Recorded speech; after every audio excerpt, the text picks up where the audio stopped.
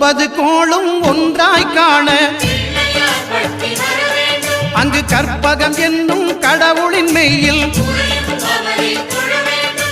9 கோளும் ஒன்றாய் காண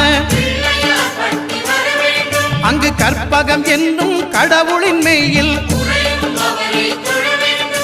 சூரியன் முதலாய் 9 கிரகமும் பலவித குணங்களை கொண்டிருக்கும் எங்கள் கற்பக தருவில் அவை வரும்போது ஒன்றாய் சேர்ந்து பலனளிக்கும்.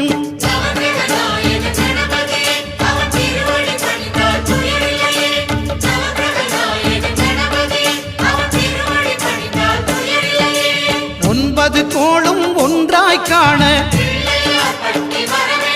அங்கு கற்பகம் என்னும் கடவுளின் மெய்யில்